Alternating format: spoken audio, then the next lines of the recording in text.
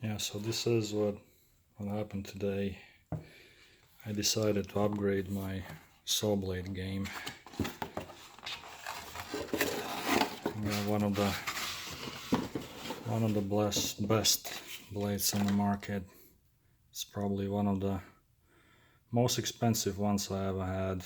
Usually resorted to like $90 blades by CMT, but this time I figured I'll give this Forrest blade a try. You know, they're one of the best, and I'm looking forward to use this with cucumbers trim that's coming in next week on Calucci project. So stay tuned.